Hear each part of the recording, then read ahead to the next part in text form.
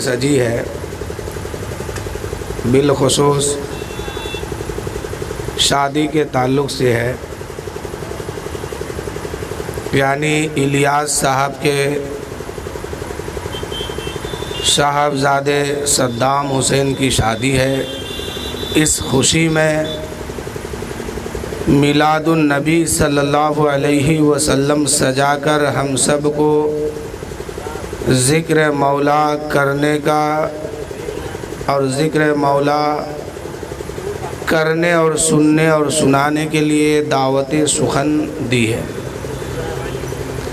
अल्लाह ताला की बारगाह में दुआ है कि मौला जिसकी शादी होने वाली है और उसके घर वाले को सुन्नत मुस्तफ़ा पर अमल करके निकाह करने की तौफीक अता फरमा और सिराते मुस्तकीम पर चलने वाली ज़िंदगी अता फरमा।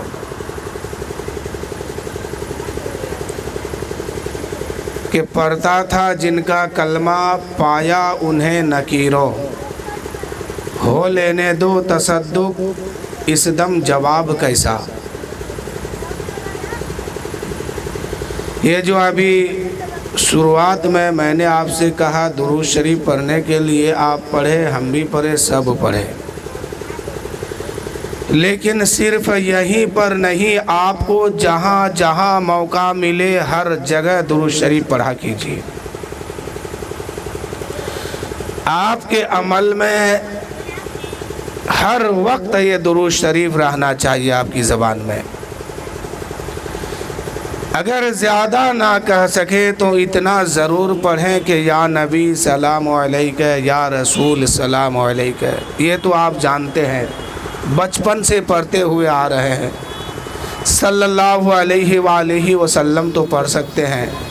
यानी दुरूद शरीफ पढ़ने से फजीलत ये है कि दुनिया में भी भलाई है, आखिरत में भी भलाई है।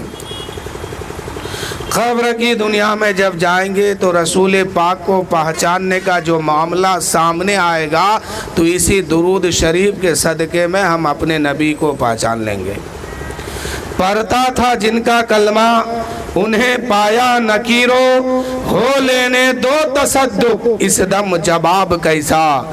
और एक कदम भी ना चल सके हुजूर, हर कदम पर करम आपका चाहिए, हर कदम पर करम आपका चाहिए। अब तो पढ़िए दुरूद शरीफ, अल्लाहुम्मा सल्ली अला सय्यदिना शफीअना, ज़ोर से पढ़िए। सल्लु अलैहि सलातम व सलामन अलैका या रसूल अल्लाह सल्लल्लाहु ताला अलैहि वालैहि वसल्लम। अल्लाह ताला कुरान मुक़द्दस में इरशाद फरमाया, अला बेज़िक्रिल्लाहि तत्मइन्नुल क़ुलूब, बेशक अल्लाह की याद दिल की ग़िज़ा है और जो इस दिल को ग़िज़ा दे देता है उसकी ज़िंदगी आसानी के साथ गुज़रती है। अब इस दिल की ग़िज़ा क्या है? अल्लाह की हम्द है, अल्लाह की तस्बीह है, अल्लाह का नाम है, अल्लाह का ज़िक्र है। नमाज पढ़िए, रोज़ा रखिए, इबादत कीजिए, सदका दीजिए ताकि इस दिल को खुराक मिल जाए। नमाज ये अहम फ़राइज़ है। बंदा हज करता है, ज़कात देता है, रोज़ा रखता है या जो भी फ़राइज़ को वह अंजाम देता है उसके हैसियत के मुताबिक वो फ़राइज़ उस पर लागू होता है। अगर अल्लाह ने दौलत दी है तो ज़कात का मसला लागू होगा, ज़कात दीजिए। और अगर ज़्यादा दौलत अता की है तो फिर हज का मसला लागू होगा, हज फ़र्ज़ होगा, हज कीजिए। जिस्म में ताकत है, रोज़े का मसला लागू होगा, रोज़ा रखिए। लेकिन नमाज एक ऐसी दौलत है कि अगर जिस्म में ताकत है कि नहीं है इससे कोई मतलब नहीं है, नमाज पढ़िए। نماز ایک ایسی عبادت ہے کہ آپ کے پاس دولت ہے کہ نہیں، کھانے کے لیے گھر میں چیز ہے کہ نہیں، اس وقت آپ کے پاس کھانے کے لیے کوئی چیز موجود ہے کہ نہیں، اس سے کوئی مطلب نہیں ہے۔ نماز کا وقت ہے تو ہر حال میں نماز پڑھیے۔ نماز نہ دولت دیکھ کے فرض کی جاتی ہے، نہ صحت دیکھ کر کے، نہ عمر دیکھ کر کے، حد بلوغیت کو پار کر گئے، موت کی آخری سانس تک نماز فرض ہے۔ زکوٰۃ کب فرض کیا گیا؟ دولت دیکھ کر کے۔ حج کب فرض کیا گیا؟ دولت دیکھ کر کے۔ روزہ کب فرض کیا گیا؟ طاقت دیکھ کر کے۔ لیکن نماز نہ طاقت سے مطلب رکھتی ہے، نہ دولت سے، نہ کسی اور طریقے سے، بلکہ حد بلوغیت کو پار کیے، کلمہ پڑھے ہیں تو موت کی آخری سانس تک ہر حال میں نماز پڑھنا ہے۔ چاہے آپ بیمار ہیں، چاہے آپ طاقتور ہیں، چاہے آپ مزدوری کرتے ہیں، چاہے آپ محنت کرتے ہیں، چاہے آپ گھر میں ہیں، چاہے سفر میں ہیں، کہیں بھی ہیں، کسی بھی حال میں ہے، نماز ہر حال میں فرض ہے، معاف نہیں ہے۔ اب جو نماز نہیں پڑھتا ہے اس کا کیا انجام ہے؟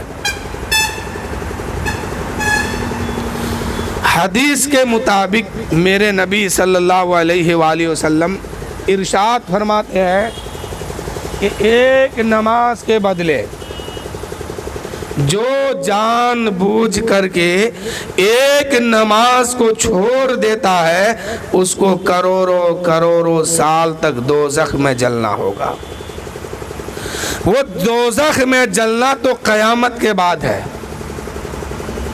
لیکن میرے آقا اور بھی ارشاد فرماتے ہیں کہ اس وقت اگر کوئی جان بوجھ کر کے نماز چھوڑ دیتا ہے تو اسی وقت اس کا نام اس کے باپ کے نام کے ساتھ دوزخ میں لکھا جاتا ہے۔ اور دوزخ میں کہاں لکھا جاتا ہے؟ جس دروازے سے اس کو دوزخ میں نماز نہ پڑھنے کے بنیاد پر ڈالا جائے گا، اسی دروازے پر اس کا نام لکھ دیا جاتا ہے۔ مثال کے طور پر اگر جان بوجھ کر کے نماز مغرب کسی نے چھوڑ دی، نہیں پڑھا، چاہے عورت ہو یا مرد ہو، لڑکا ہو یا لڑکی ہو، حد بلوغیت کو پار کیا، نماز کا مسئلہ اس پر لاگو ہوا، نماز فرض ہوئی، اب اگر وہ جان بوجھ کر کے مغرب کی نماز نہیں پڑھا تو میرے آقا فرماتے ہیں کہ فرشتے اسی وقت جو ہے اس کا نام دوزخ کے دروازے پر لکھ دیتے ہیں۔ پھر عشاء بھی نہیں پڑھی، عشاء میں بھی لکھا گیا، کل فجر میں بھی نہیں پڑھا، پھر لکھا گیا، یعنی جب جب نماز نہیں پڑھیں گے تب تک اس کا نام بار بار لکھا جائے گا دوزخ کے دروازے پر۔ اب مرنے کے بعد قیامت کے دن فیصلہ ہوگا کہ جس دروازے پر اس کا نام لکھا ہوا ہے اسی دروازے سے اس کو دوزخ میں ڈال دو۔ اب دوزخ میں ڈالا جائے گا تو دوزخ میں بھی طبقات ہے، مرنے کے بعد بھی امیری غریبی ہے۔ ہم لوگ سوچتے ہیں کہ دنیا ہی میں امیری غریبی ہے، غریب لوگ زیادہ پریشان ہوتے ہیں، امیر لوگ زیادہ شانتی سے زندگی گزارتے ہیں۔ آپ دیکھ رہے ہیں نا، آج آپ کے ہاں بارش ہوئی، مشکل سے 10-20 منٹ لائٹ کٹ گئی، کٹی ہے نا، ابھی تک کٹی ہوئی ہے۔ غریب جتنے طبقے کے لوگ ہیں یہ سب کے سب پریشان ہیں، ہم بھی ہیں، آپ بھی ہیں، آپ بھی ہیں۔ کیوں پریشان ہیں؟ کہ لائٹ کٹ گئی ہے، لائن نہیں ہے، پنکھا چل نہیں رہا ہے، گرمی میں مبتلا ہو گئے، پریشانی کے عالم میں پھنس گئے، پھنسے نا۔ جس وقت سے لائن کٹی ہے اب تک، اس وقت سے لے کے اب تک پریشانی ہی پریشانی ہے، پسینہ بہہ رہا تو بہہ رہا ہے۔ میں ایک نقطہ یہاں پر دے رہا ہوں، ذرا غور کیجئے گا میری بات پر۔ جتنے امیر لوگ ہیں کیا وہ بھی آپ کے طرح پسینہ بہہ رہے ہیں؟ اس کو لائن سے مطلب نہیں ہے۔ चाहे तो वो लोग इन्वर्टर से काम कर लिए हैं, चाहे तो वो लोग जनरेटर चला के एसी चला रहे हैं, उसको गर्मी से कोई मतलब नहीं है। क्यों? कि उसके पास सारा इंतजाम रखा हुआ है। हमारे पास इंतजाम नहीं है, इसलिए हम परेशान हैं। ऐसे ही मरने के बाद जब कब्र में जाएंगे, जिसके पास नेकी होगी वो चैन की नींद सोने वाले हैं। और जब कल क़यामत के दिन फरिश्ते उसको कब्र से उठाएंगे, वो आंख मलते हुए कहेंगे, ए फरिश्तों, इतना जल्दी मुझे क्यों जगा दिया? अभी तो मैंने सोया था, अभी तो नींद भी पूरी नहीं हुई, अभी तुमने जगा दिया। जरा देखो मामला, एक मुद्दत तक सोया है कब्र की दुनिया में, लेकिन जब आंख खोलते हैं तो क्या मालूम होता है, महसूस क्या होता है? अभी सोए थे, नींद पूरी नहीं हुई, मुझे जगा दिया गया है। क्यों? और उसी कब्र में बगल वाले अमल करके नहीं गए हैं, नमाज पढ़ के नहीं गए हैं, रोजा रख करके नहीं गए हैं, इबादत करके नहीं गए हैं, गुनाह करके गए हैं, जुल्म करके गए हैं, चोरी करके गए हैं, डाका डाल के गए हैं, मजलूमों को सता के गए हैं, दूसरों का हक खा के गए हैं, किसी की जमीन हड़प के गए हैं, उसी कब्र में बगल में वो भी लेटा है। लेकिन उसको मरने के बाद से लेके ता कयामत तक पल पल उसके लिए कयामत है। पल पल वो दोज़ख की आग में जल रहा है, पल पल वो मुसीबत में मुब्तला होते जा रहे हैं। आखिर क्यों? इसीलिए कि वो दुनिया में रह करके कब्र का इंतजाम नहीं किया है, वहाँ रहने का इंतजाम नहीं किया है, इसलिए वो परेशानी में फंस गया। और जो इंतजाम इस दुनिया में रह करके करके गए हैं, कब्र उससे कहती है, आ मेरे गोद में सो जा, कल तू कयामत के दिन जो मेरे अंदर से निकलेगा तो मुस्कुराते हुए निकलेगा। और जो अमल करके नहीं जाता है उससे भी कब्र कहती है, अब मैं तुम्हें मजा चिखाती हूँ, मेरे अंदर सांप भी है, मेरे अंदर बिच्छू भी है, मेरे अंदर आग भी है। आज मैं तुम्हें वो मजा चिखाऊंगी कि जो कल कयामत के दिन मेरे अंदर से तुम निकलोगे तो सबसे ज्यादा रोने वाला तू ही होगे।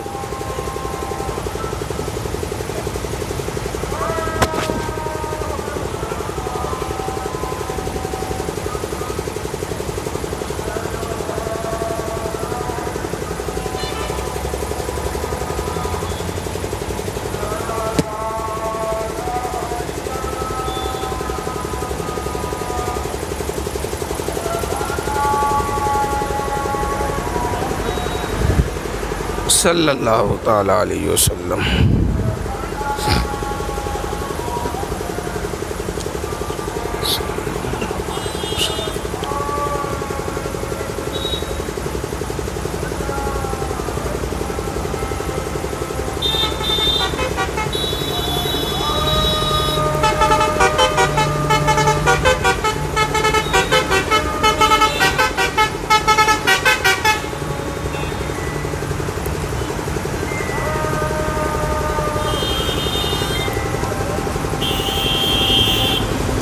अल्लाहु अकबर, अल्लाहु अकबर, ला इलाहा इल्लल्लाह। अल्लाहुम्मा रब्ब हाज़िहि दावति ताम्मति व सलातिल क़ाइमति आति सय्यिदना मुहम्मदनिल वसीलत वल फ़ज़ीलत व दरजात रफ़ीअत व बसु मक़ाम महमूदनिल लज़ी वर्ज़ुक़ना शफ़ाअत।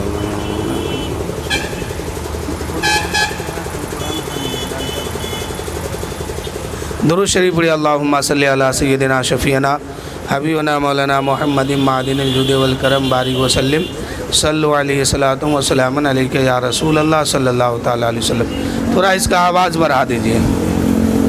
समझ गए? बात समझ रहे हैं मैं क्या कह रहा हूँ?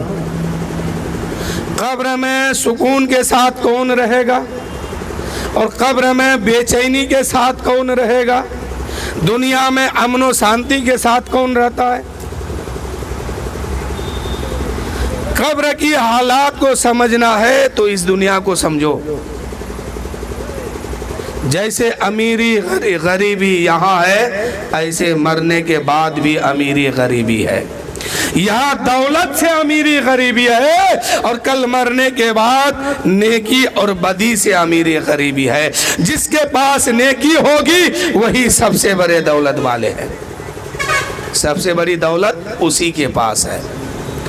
اب یہ تو قبر کا معاملہ ہے، اب آئیے قیامت کے میدان میں، وہاں بھی امیری غریبی ہے۔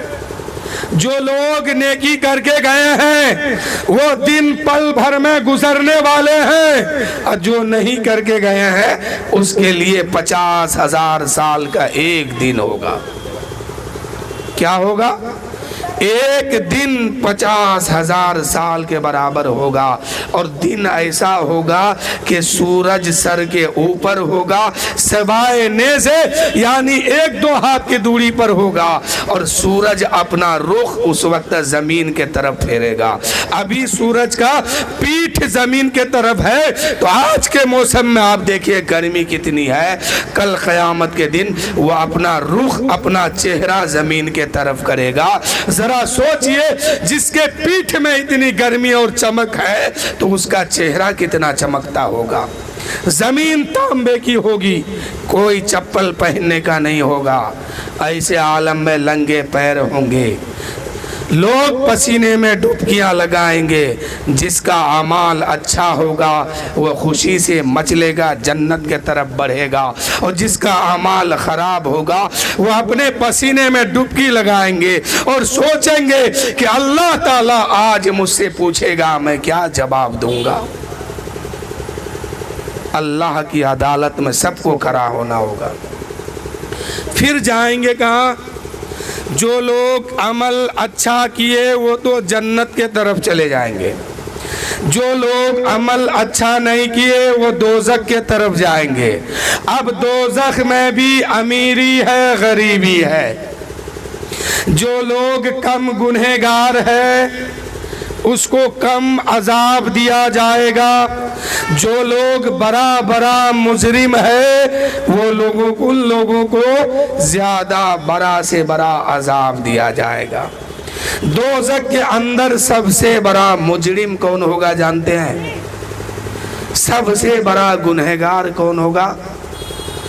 مسلمان بے نمازی لوگ، سب سے بڑا مجرم دوزخ کے اندر ہوگا۔ دوزخ کے اندر سب سے بڑا مجرم اور پاپی جو ہوگا وہ مسلمان بے نمازی لوگ ہوں گے، چاہے وہ عورت ہو یا مرد ہو، لڑکا ہو یا لڑکی ہو، بوڑھا ہو یا بچہ ہو۔ جس پر نماز فرض ہو گئی اگر نماز نہیں پڑھتے ہیں تو سب سے بڑا مجرم یہی شخص ہے۔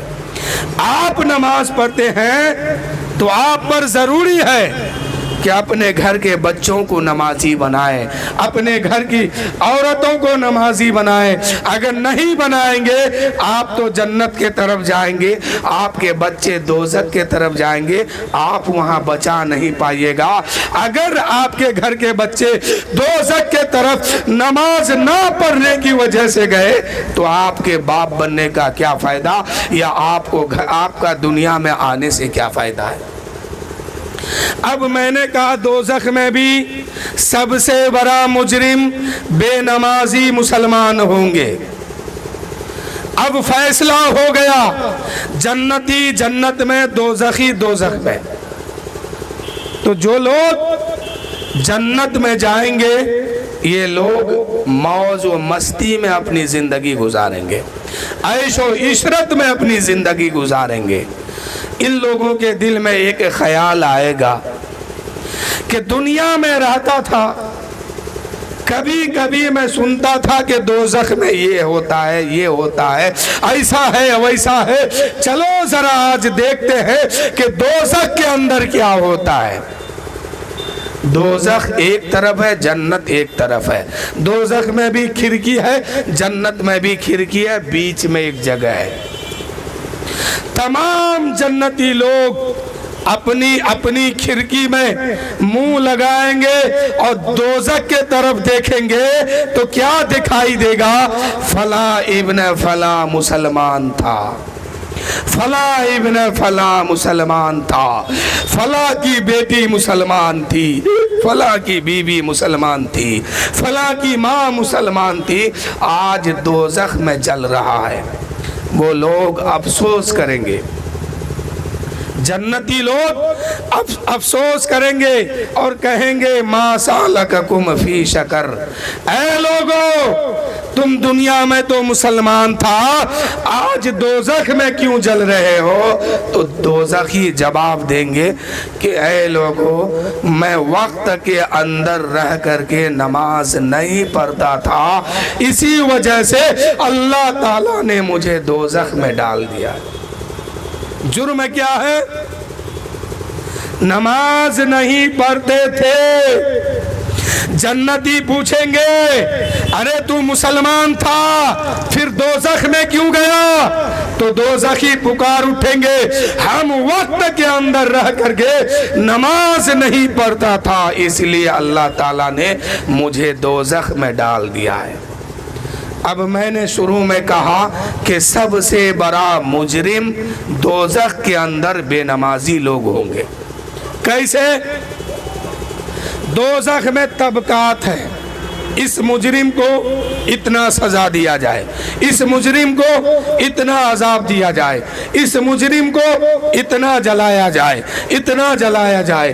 لیکن مسلمان بے نمازیوں کے لیے دوزخ میں جس آگ کو اللہ تعالیٰ نے بنایا، اس آگ سے پورے دوزخ کی آگ جو ہے ایک دن میں 70,000 مرتبہ اللہ کی بارگاہ میں پناہ مانگتی ہے اور کہتی ہے کہ مولا جس آگ کو تو نے مسلمان بے نمازیوں کو جلانے کے لیے بنایا ہے، اے مولا میں پناہ مانگتی ہوں اس سے مجھے مت ملانا، اس سے مجھے مت ملانا۔ اے میرے دوستو وہ آگ ہے آگ، وہ عذاب ہے عذاب، لیکن وہ عذاب ہو کر کے آگ ہو کر کے اللہ کی بارگاہ میں فریاد کرتے ہیں اور کہتے ہیں کہ مولا اس آگ سے مجھے مت ملانا جس کو تو نے مسلمان بے نمازیوں کو جلانے کے لیے بنایا ہے۔ دوزخ میں جانا ہی سب سے بڑا عذاب ہے، دوزخ کے اندر قدم رکھنا ہی سب سے بڑا عذاب ہے۔ پورے دوزخ کے بیچ میں ایک طبقہ ہے، اسی طبقے میں مسلمان بے نمازی کو ڈالا جائے گا۔ چاروں طرف کی آگ، چاروں طرف کے عذاب اللہ کی بارگاہ میں ہر دن جو ہے 70,000 مرتبہ یہی فریاد کرتے ہیں کہ مولا اس آگ سے مجھے مت ملانا جس کو تو نے مسلمان بے نمازیوں کو جلانے کے لیے بنایا ہے۔ اب سوچئے دوزخ ہو کر کے، جہنم ہو کر کے خود پناہ مانگتی ہے اس آگ سے بچنے کے لیے۔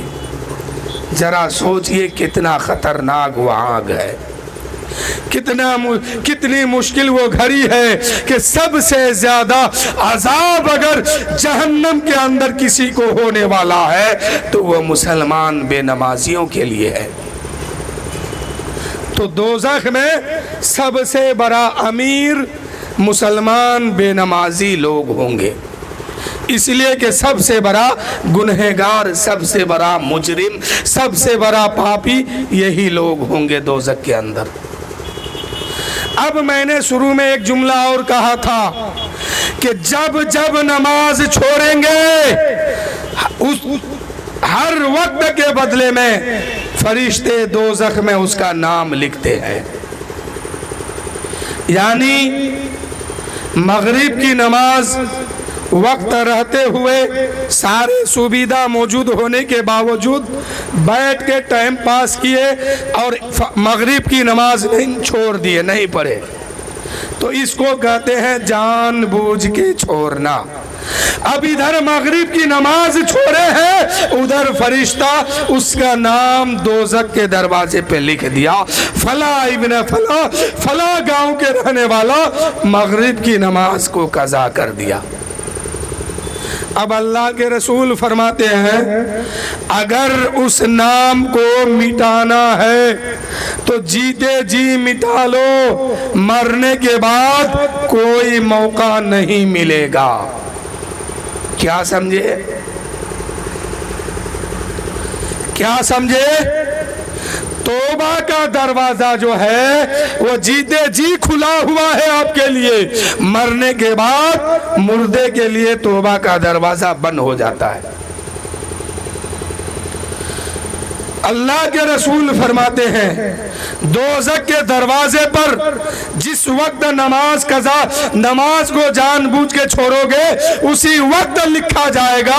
अगर चाहते हैं कि उस वक्त वो जो नाम लिखा गया अगर मिटाया जाए तो बाद में उसको कज़ा पढ़िए, कज़ा पढ़ेंगे, इधर कज़ा नमाज अदा करेंगे, उधर नाम मिटाया जाएगा।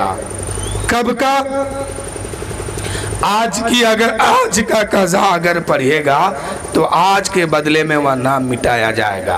कल का अगर नहीं पढ़िएगा फिर कल का रखा नाम लिखा हुआ रहेगा। यानी जब जब कज़ा किए हैं हर नमाज को जीते जी अदा करना जरूरी है। अगर 20 साल की कज़ा किए हैं तो 20 साल की नमाज हर हाल में कज़ा पढ़ के अदा करना होगा।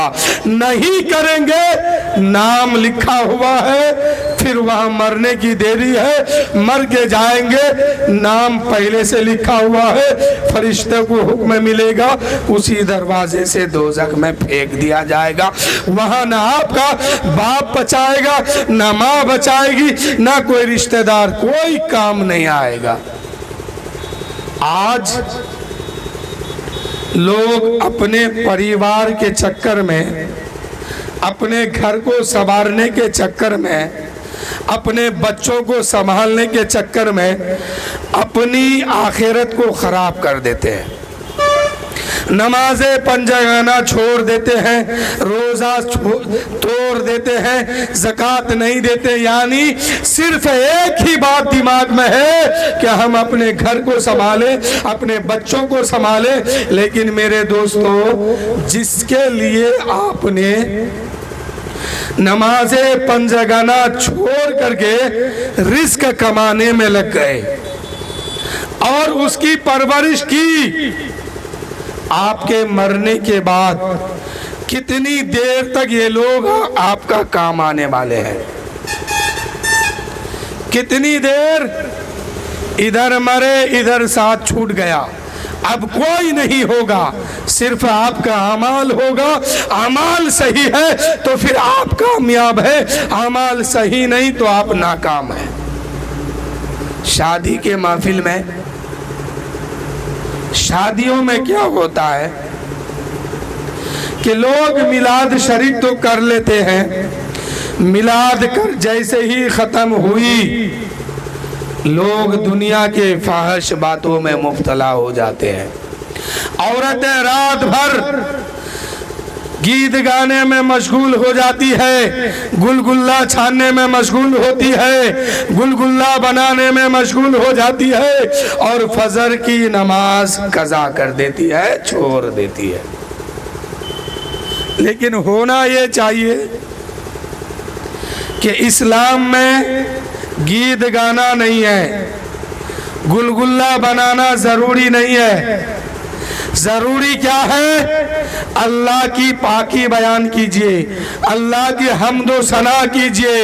अगर शादी का मौका आपके घर में आ रहा है तो क्या कीजिए कि अल्लाह की तस्बीह बयान करके रब से फरियाद कीजिए कि मौला तूने बेटे जैसे नियामत को अता किया, बेटी जैसी नियामत को दिया, हे मौला अब इसकी शादी होने वाली है, हे पाक परवरदिगार हम इसकी बारात बाद में निकालेंगे, पहले हम तुझे राजी करेंगे, पहले हम तुझे मना लेंगे, पहले हम तुझे मनाने की कोशिश करेंगे।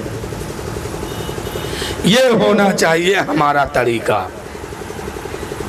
कि अगर बच्ची या बच्चे, लड़का या लड़की की शादी है तो पहले अल्लाह की पाकी बयान कीजिए, अल्लाह की तस्बीह बयान कीजिए, रब की बड़ाई बयान करके अल्लाह को राजी कीजिए, अल्लाह के रसूल को राजी कीजिए। उसके बाद घर से बारात लेके निकलिए।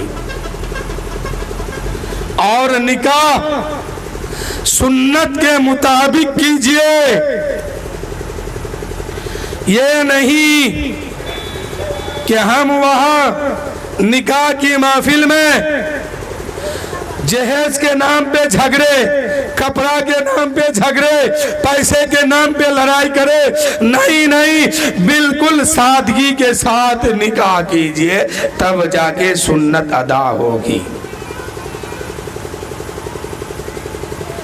जिस तरीके से सहाबाए कराम अपना निकाह किए, जिस तरीके से मेरे नबी अपना निकाह किए, उस अंदाज में कीजिए, फिर सुन्नत अदा होगी। और सुन्नत जब अदा करेंगे तो इंशाअल्लाह उस शादी से बरकत ही बरकत होगी। आज शादी इधर हुई, उधर 1-2 महीना के बाद बेटा जो है माँ बाप से अलग हो जाते हैं। क्यों अलग होते हैं? आखिर बेटा वही है जो शादी से पहले अपनी माँ के लिए अपनी जान देना गवारा करता था। शादी के बाद माँ से दुश्मनी क्यों हुई? शादी गलत तरीके से किया है।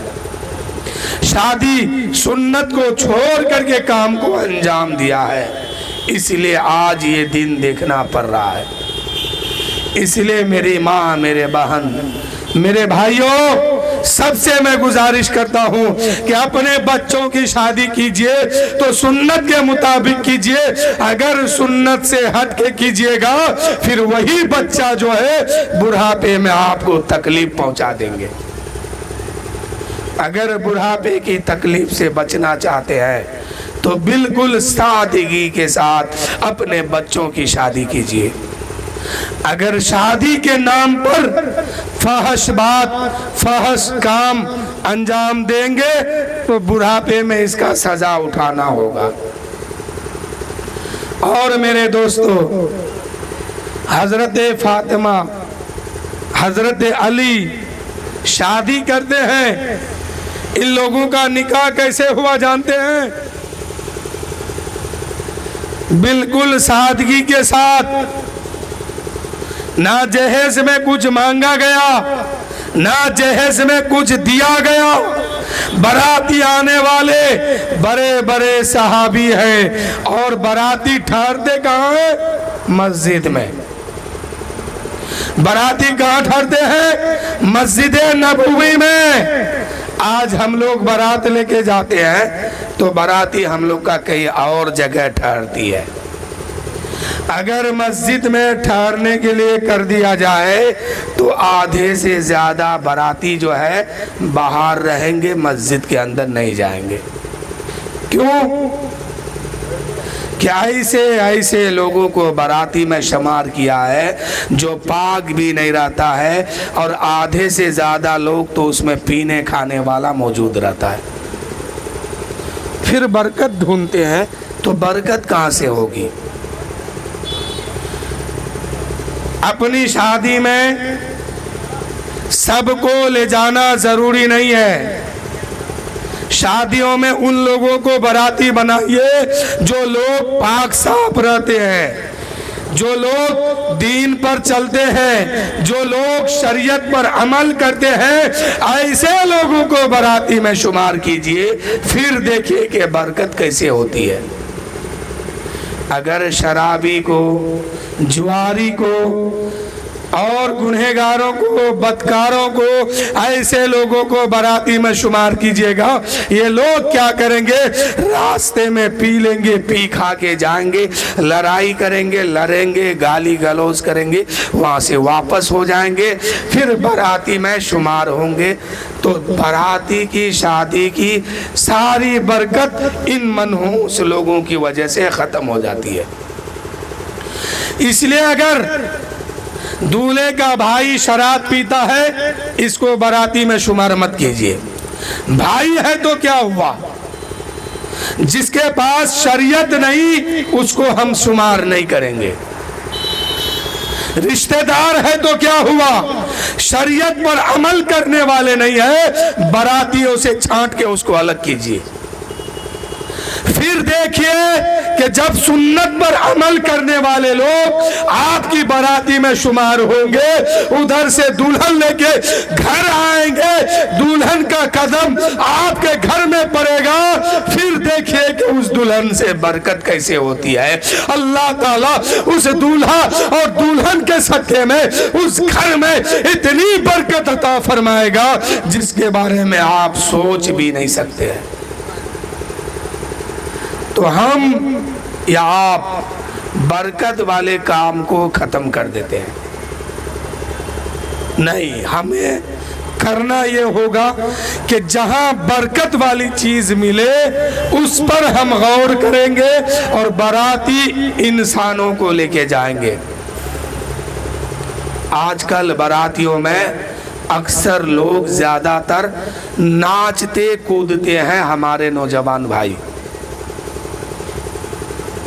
تو ناچنے کودنے والے کو بھی باراتی میں مت لے جائیے۔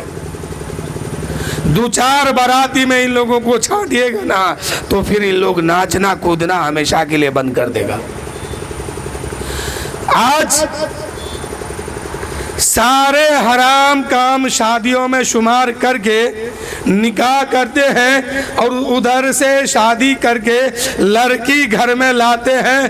اگر خدا نہ خواستہ کوئی مصیبت گھر میں آ گئی، اللہ نہ کرے کہ کسی کے بھی گھر میں مصیبت آئے، اگر کوئی مصیبت آ گئی تو لوگ کیا کہتے ہیں، ایسی دلہن میں لے کے آیا ہوں جس کی وجہ سے گھر میں مصیبت ہے۔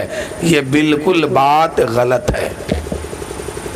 کسی دلہن کی وجہ سے مصیبت نہیں آئی ہے، مصیبت گھر میں اس لیے آئی ہے کہ شادی جب کرنے گئے تھے تو ساتھ میں جو ڈی جے لے کے گئے تھے اور ناچتے کودتے جو گئے تھے، گانا گاتے گئے تھے، بجاتے گئے تھے، شراب پیتے ہوئے گئے تھے، تاڑی پیتے ہوئے گئے تھے، جوا کھیلتے ہوئے گئے تھے، حرام کاموں کو انجام دیتے ہوئے جو گئے تھے، ان منحوس کاموں کی وجہ سے گھر میں برکت چلی گئی، اب مصیبت ہی مصیبت آ گئی۔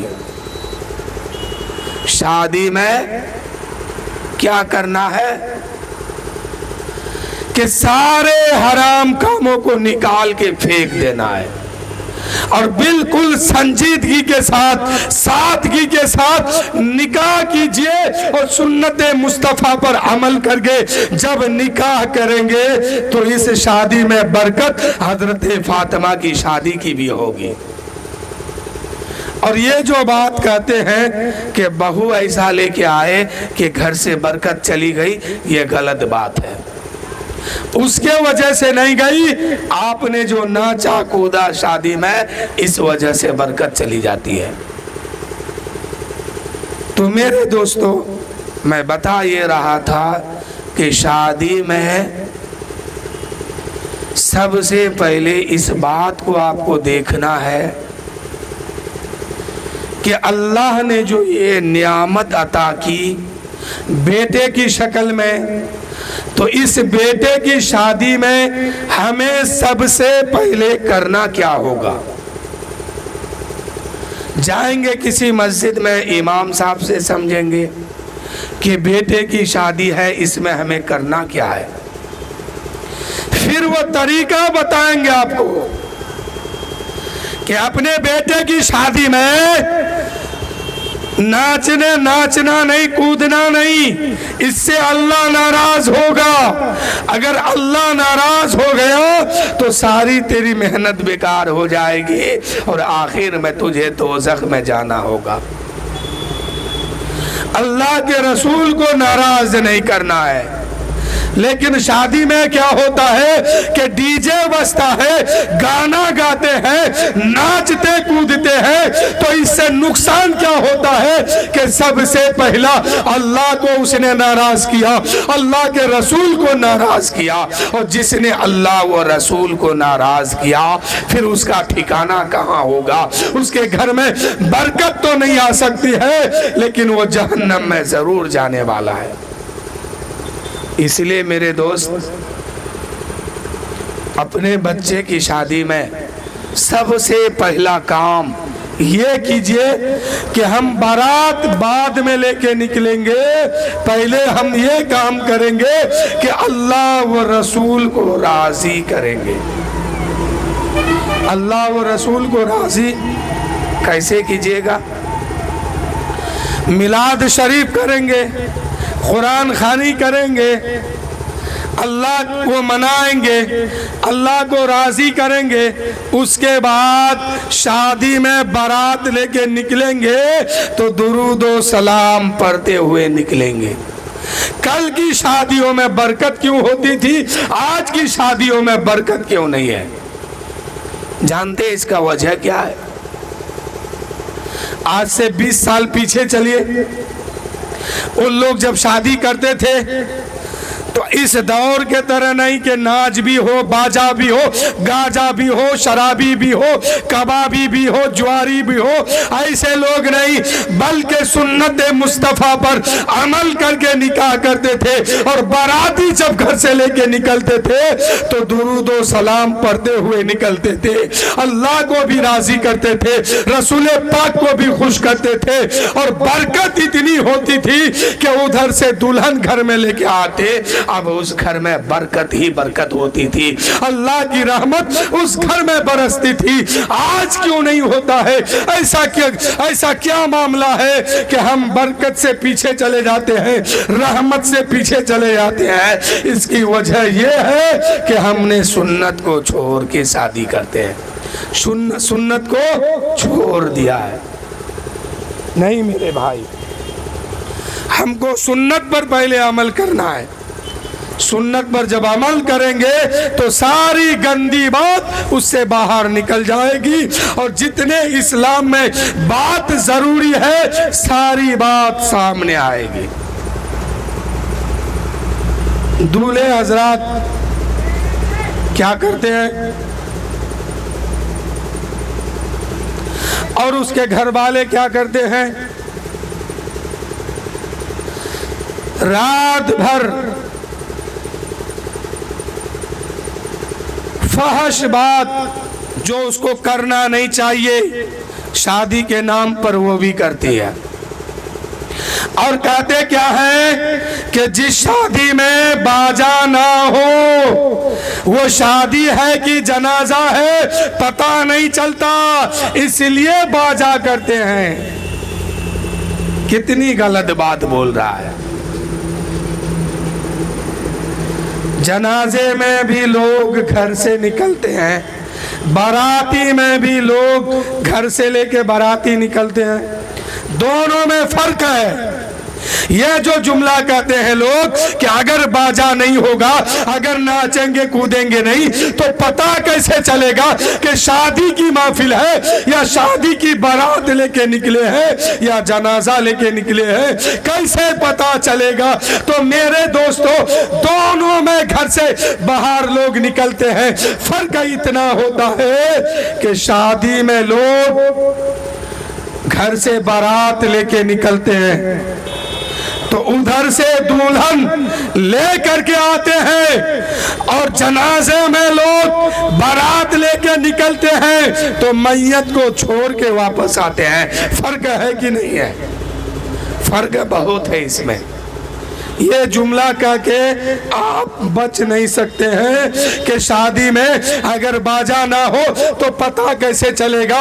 تو میرے دوستو، آپ باجا کیجئے، منع نہیں ہے، اس میں نعت شریف بجائیے، تقریر لگائیے، اسلامک بات سنیے اس میں، تاکہ آپ کو کچھ جانکاری ہو، لیکن ایسا کریں گے نہیں، اس میں گانا بجائیں گے تو یہی گانا بجانا حرام ہے۔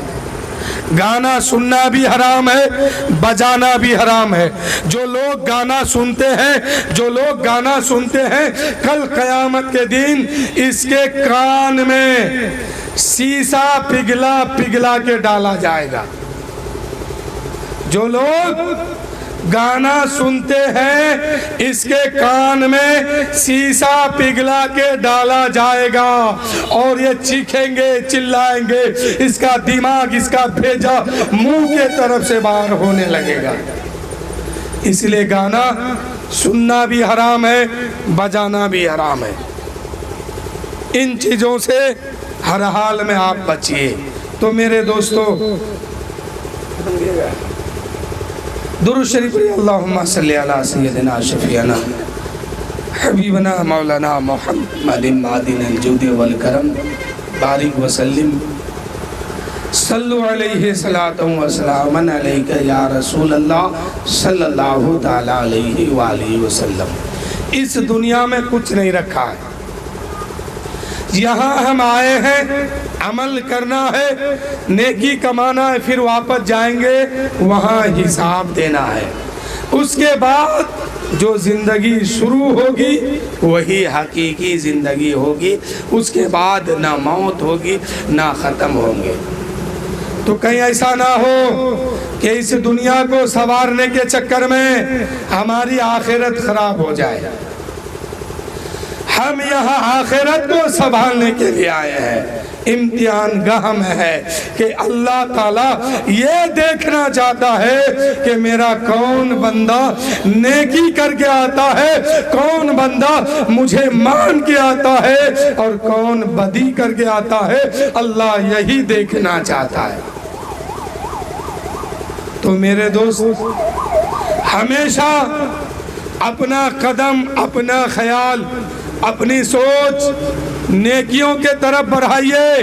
نیکی ہوگی تو ہم بچ جائیں گے، نیکی نہیں ہوگی ہر عمل کے بارے میں حساب ہوگا۔ تو پہلا کام ہم کو کیا کرنا ہے، آپ کو کیا کرنا ہے؟ نماز پنجگانہ ہر حال میں پڑھنا ہے۔ نماز پنجگانہ ہر حال میں پڑھنا ہے، چاہے جان رہے یا جائے، جب تک زندہ ہے نماز پنجگانہ کبھی بھی نہیں چھوڑنا ہے۔ نماز اگر چھوٹ گئی آپ سے تو آپ کا دنیا میں آنا بیکار ہے۔ نماز اگر چھوٹ رہی ہے تو آپ اپنے آپ کو سمجھیے کہ کل دوزخ میں جانا ہوگا، اس کا حساب دینا ہوگا، آگ میں جلنا ہوگا۔ تو میرے دوستو اس دوزخ سے بچنے کے لیے اپنے اعمال کو ہمیشہ کے لیے سجائیے۔ تو اعمال کو کیسے سجائیں گے؟ پہلا کام کرنا ہوگا کہ نماز خود بھی پڑھیں گے، اپنے بچوں کو بھی پڑھائیں گے، اپنے گھر کی عورتوں سے بھی پڑھائیں گے۔ اے میرے دوستو، جہاں آپ سارے کام کو انجام دیتے ہیں وہیں اس کام کو بھی انجام دیجیے کہ آپ بحیثیت باپ، بحیثیت بھائی، بحیثیت شوہر جو جس منزل پر ہے اسی منزل پر کام کیجئے۔ باپ ہے تو خود پڑھیے نماز، اپنی بچیوں سے، اپنے لڑکوں سے، اپنی لڑکیوں سے بھی نماز پڑھوائیے۔ شوہر ہے تو گھر کی عورتوں سے بھی، بیٹا ہے اور تو اپنی ماں سے، بھائی ہے اپنی بہن سے، یعنی خود بھی نماز پڑھیے اور اپنے گھر والوں سے بھی پڑھوائیے، تب جا کے آپ کامیاب ہے۔ ابھی آپ مرے نہیں ہیں، زندہ ہیں، حیات سے ہیں، ابھی بھی موقع ہے اس کام کو کرنے کا۔ اگر نہیں کریں گے تو پھنس جائیں گے وہاں۔ قرآن کہتا ہے بچو اس آگ سے، خود بھی بچو، اپنے بچوں کو بھی بچاؤ، اپنے اہل و عیال کو بھی بچاؤ، اپنے خاندان کو بھی بچاؤ۔ کس آگ سے؟ دوزخ کی آگ سے، جس کا جلاون انسان اور جنات ہے۔ دوزخ میں جو آگ جل رہی ہے، ابھی وہ آگ پتھر اور کوئلے سے جلایا جاتا ہے، لیکن قیامت کے بعد اس آگ کو انسان اور جنات سے جلایا جائے گا۔ اس کا ایندھن، اس کا جلاون انسان بنیں گے۔ تو میرے دوستو، جس کا جلاون انسان کو بنایا جائے گا تو رب نے تو پہلے ہی فرمایا کہ اے میرے بندے بچو اس آگ سے جس کا ایندھن انسان بنیں گے اور جنات بنیں گے. تم بھی بچو, اپنے بچوں کو بھی بچاؤ, اپنے رشتہ دار کو بھی بچاؤ. جہاں تک آپ کی طاقت ہے وہاں تک کے لوگوں کو کم سے کم بچا لو. اب بچانے کا کیا مطلب ہے؟ بچانے کا کیا مطلب ہے؟ دوزخ سے بچنے کا کیا مطلب ہے؟ گھوم پھر کر کے پھر نماز کی طرف آنا ہوگا. جب نماز پڑھیں گے تو بے شک نماز ہر بے حیائی, ہر بری بات سے نمازیوں کو روک لیتی ہے. اس خیال سے نماز پڑھیے کہ اس نماز سے اللہ راضی ہو جائے. نماز اللہ کے لیے پڑھیے, اللہ کو راضی کرنے کے لیے, تب جا کے وہ نماز اللہ کی بارگاہ میں قابل قبول ہوگی. کسی مقصد سے اور مت پڑھیے, صرف مقصد یہ ہونی چاہیے کہ ہم نماز پڑھتے ہیں اللہ کے لیے, اللہ تعالیٰ مجھ سے راضی ہو جائے. نماز کسی بھی حال میں, کسی بھی موڑ پر, کسی بھی وقت میں معاف نہیں ہے. معاف نماز دو ہی انسانوں پر ہے. تین طریقے کے انسانوں پر نماز معاف ہے. پہلا کون؟ جو لوگ پاگل ہیں, جو لوگ پاگل ہیں, مجنون ہیں, ان لوگوں پر نماز فرض نہیں ہے. جو ابھی بچے ہیں, حد بلوغیت کو پار نہیں کیے ہیں, اس پر بھی نماز فرض نہیں ہے. اور ایک وہ جو عورت ایام ماہواری میں ہے, اس پر بھی نماز ایسے عالم میں جتنے دن وہ ایام ماہواری میں ہے اتنے دن کی نماز اس پر فرض نہیں ہے. میں ایک سوال کرتا ہوں کہ جتنے لوگ نماز نہیں پڑھتے ہیں, ذرا اپنے بارے میں سوچئے کہ ان تین طرح کے انسانوں میں سے آپ کون سا انسان ہے؟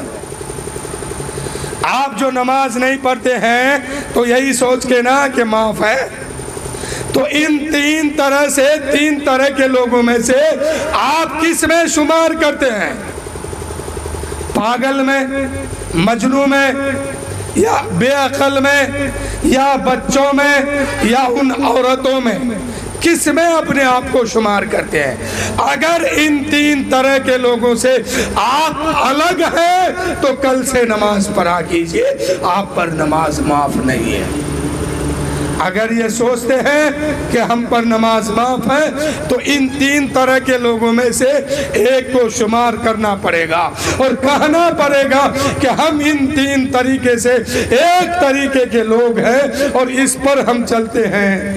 تو اگر ان تینوں سے آپ الگ ہیں, ان تینوں سے آپ الگ ہیں تو نماز آپ پر فرض ہے اور ہر حال میں پڑھنا ہوگا. قیامت کے دن کوئی بہانہ نہیں چلے گا کہ ہم غریب تھے, ہم مجبور تھے, ہم بچوں کی پرورش کرتے تھے, کمانے میں, مزدوری کرنے میں ہم نماز نہ پڑھ سکے. یہ بہانہ وہاں نہیں چلے گا. وہاں تو ایک ہی سوال ہوگا کہ نماز پڑھ کے آیا ہے کہ نہیں. اگر نماز پڑھ کے آیا ہے تو پھر وہاں پاس کیے جائیں گے, اگر نماز نہیں پڑھے ہیں تو پھر فیل ہو جائیں گے. سب سے پہلا سوال قیامت کے دن میدان محشر میں کیا ہوگا؟ سب سے پہلا سوال کیا ہوگا کہ نماز پڑھ کے آیا ہے کہ نہیں. اللہ پوچھے گا اے میرے بندے, اے میری بندی, دونوں سے سوال ہوگا.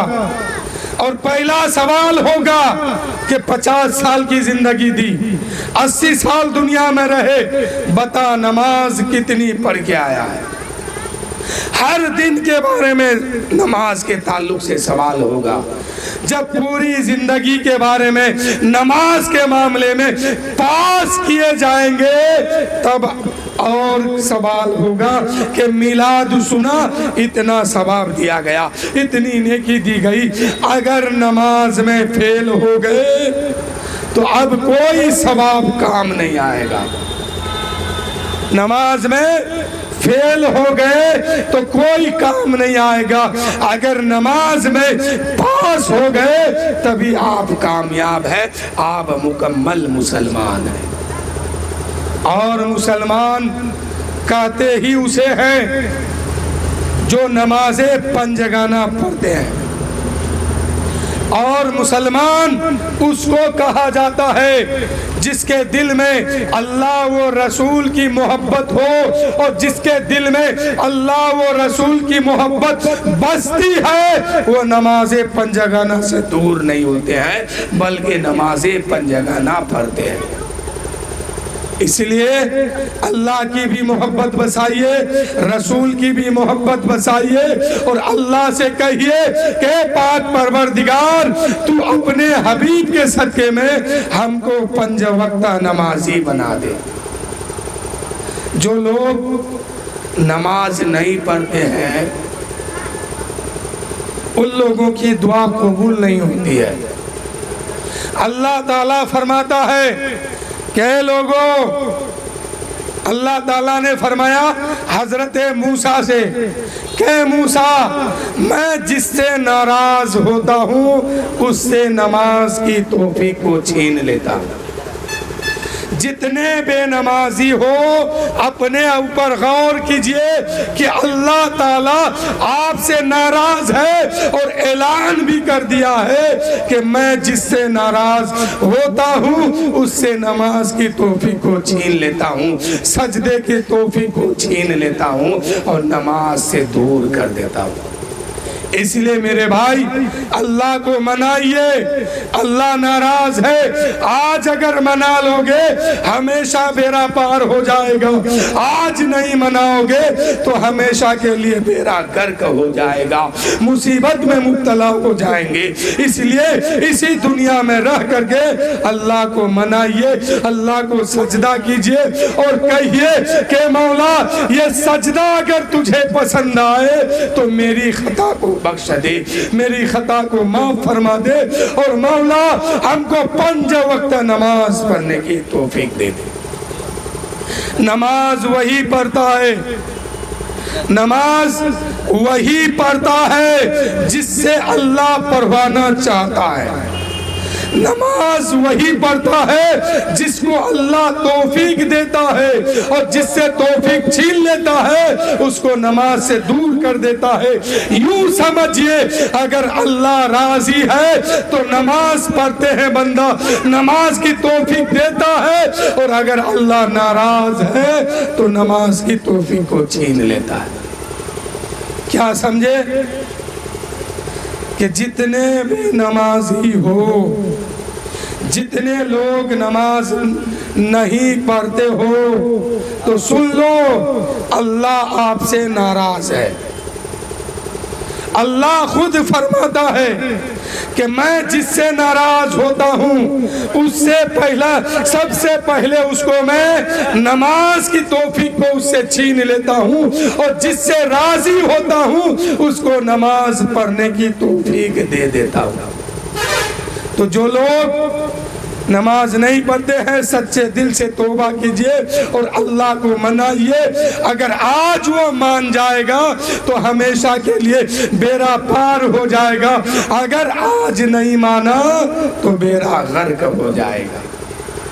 اللہ تعالیٰ نے حضرت موسیٰ علیہ السلام سے کہا کہ موسیٰ جب میں किसी बंदे से नाराज होता हूँ तो उससे नमाज की तौफीक को छीन लेता हूँ, और जिससे मैं राजी होता हूँ उसको नमाज की तौफीक को दे देता हूँ, उसको नमाज पढ़ने की तौफीक दे देता हूँ, और वो बंदा मेरा हमेशा हर वक्त नमाज अदा करते हैं।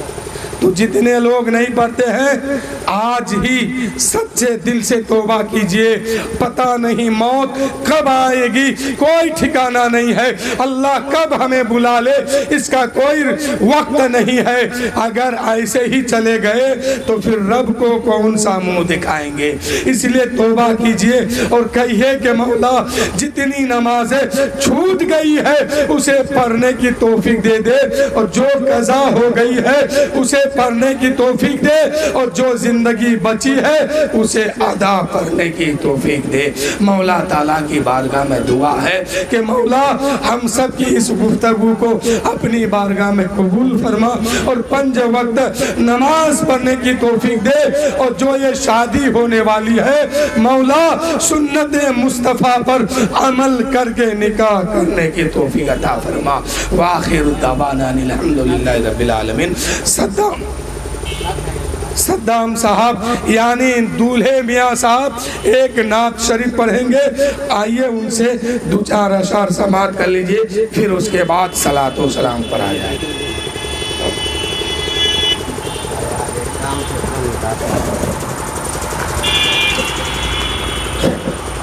अस्सलामु अलैकुम रहमतुल्लाहि व बरकातुहू। आइए कुछ सुनने और सुनाने से कबल हम और आप मिलकर हुजूर कायनात सरवर मुजदात अहमद मुस्तफ़ा मोहम्मद मुस्तफ़ा सल्लल्लाहु अलैहि वसल्लम के बरगाह दरबार में झूम झूम दरूद पाक पर अल्लाहुम्मा सल्ली अला सय्यिदिना व शफ़ीना व हबीबना व नबीना मौलाना मुहम्मद बारिक वसल्लम सलातो व सलाम अलैहि या रसूल सल्लम। किए आमना के चांद मदीना भुलाइए, मदीना भुलाइए, ऐ आमना के चांद मदीना भुलाइए, ऐ आमना के चांद, ऐ आमना के चांद मदीना बुलाइए, मरने से भी पहले, मरने से भी पहले गुंबद खजरा दिखाइए, ऐ आमना के चांद।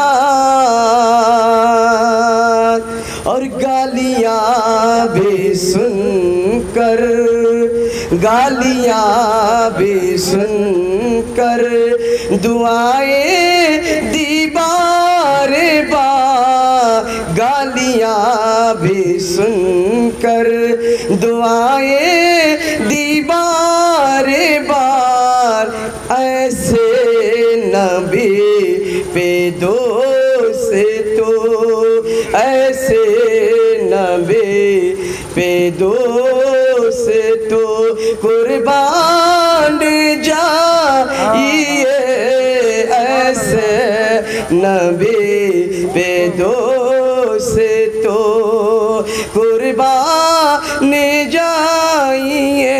और ये विशेष समाज फरमाए कि आँखें तरस रही है या रसूल अल्लाह, आँखें तरस रही है, मदीना बुलाइए,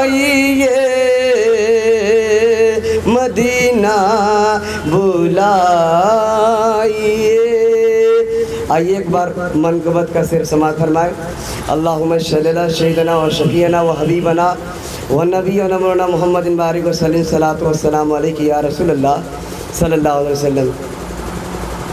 کہ تیرا نام خواجہ معین الدین، تیرا نام خواجہ معین الدین، تو رسول پاک کی آل ہے، تو رسول پاک کی آل ہے، تیرا نام خواجہ معین الدین، تیرا نام خواجہ معین الدین، تو رسول پاک کی آل ہے، تو رسول پاک کی آل ہے، میرا بگڑا وقت سوار دو، میرا بگڑا وقت سوار دو، میرا بگڑا وقت سوار دو، میرے خواجہ مجھ کو نواز دو، میرے خواجہ مجھ کو نواز دو، تیری ایک نگاہ کی بات ہے، تیری ایک نگاہ کی بات ہے، میرے زندگی کا سوال ہے، میرے زندگی کا سوال ہے، آقا تم مل گئے تو خدا ملا، مجھ سے تم مل گئے تو خدا ملا، تیرا سلسلہ بے مثال ہے، تیرا سلسلہ بے مثال ہے۔ آئیے درود و سلام پڑھا جائے کھڑے ہو کر۔ یا